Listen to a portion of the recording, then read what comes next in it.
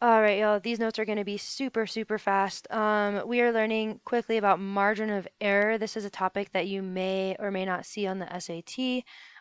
So let's just jump into it and get some examples under our belt before we practice. All right, here we go. Margin of error. It would be worth your time to write this down in your notes, so please write this down. The margin of error is a statement of how much confidence we can have that the results of a sample represent the population. We've been talking about taking samples, getting results, and then applying that result, that statistic, to the population. The margin of error tells us how confident we are that the results actually represent the entire population. Okay, so, and then here's like a similar definition. The margin of error is the max, or a different one, but the margin of error is the maximum expected difference between the true population parameter and a sample estimate or the statistic of that parameter. Okay, if that didn't make sense, let me show you what I mean with some examples. So here we go. In your notebooks, you can write down kind of like how we write the sentence for margin of error. But let's go ahead and read this problem. For example, I'm right here. For example, a pollster might report that 50% of voters will choose the Democratic candidate. To indicate the quality of the survey results, the pollster might add that the margin of error is plus or minus 5%, with a confidence level of 90%. This means that if the survey were repeated many times with different samples, the true percentage of Democratic voters would fall within the margin of error 90% of the time. Okay, so here's what we can say. 90% of the time, that's our confidence interval, 90% of the time. And then we have to say the number of voters who choose the Democratic candidate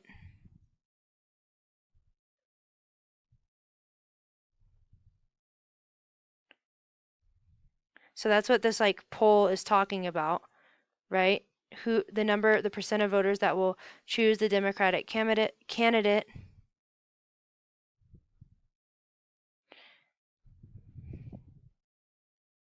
And then let me make sure I can spell. Candidate will be between. Okay, and then we'll always have two numbers. And the margin of error tells us how to calculate our numbers. So let's go back. Let's look at what it says the margin of error is. The margin of error is plus or minus 5%.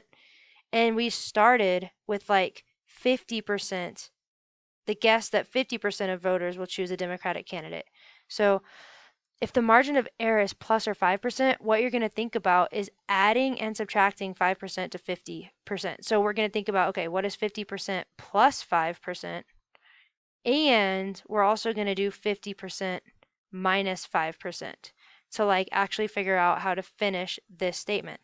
So 90% of the time, the number of voters who choose the Democratic candidate will be between 50 plus 5% is 55%. 50 minus 5% is 45%. So I'm going to say 45% and 55%. Cool? And that's all we do there. That's all we do. This is like the statement that we're looking for, and the SAT will have obviously a multiple choice problem regarding this. So just understand that the margin of error, you're going to add it and you're going to subtract it, and then you'll get like a range that your data will fall in. Okay, let's do a second example using kind of the first example. All right, you took a sample of Reese's Pieces and found the proportion of orange was 52%. The proportion of orange was 52%. Let's say that the margin of error in this situation is 4% with a 95% confidence level. All right, let's write our statement. 95% of the time. And then what is the survey talking about, or what are we talking about in the sample? The proportion of orange Reese's Pieces. So let's like copy that from the problem. The proportion of orange Reese's pieces will be between, and then we need to subtract and add our margin of error to this 52%. So we're going to subtract and add the margin of error of 4% to the 52%. So we'll do 52 minus 4, and then we'll do 52 plus 4. So 52 minus 4 is 48. So between 48% and 52 plus 4 is 56%. And that's it. All right, we have one more example. This one's actually just got fill in the blanks for us. Let's do it really quick. So you got one more example before you practice on your own. A survey conducted by the Denver Post reports that 65% of those surveyed against hosting the winter are against, this is supposed to say are against hosting the Winter Olympics in Colorado.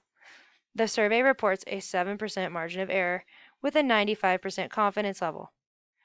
All right, and this has some fill in the blanks. It might not look exactly like what we're used to seeing, but we could probably figure out what to put in. We are how confident? Well, what's the confidence level? 95%. We are 95% confident that the actual number of people who are against hosting the Olympics is between, and this is where we do our subtraction and addition. So we need to take 65% and subtract 7%, and then we need to do 65% and add 7%. So are between 58 and 72%. That's it. All right, so go ahead and go practice margin of error. Good luck.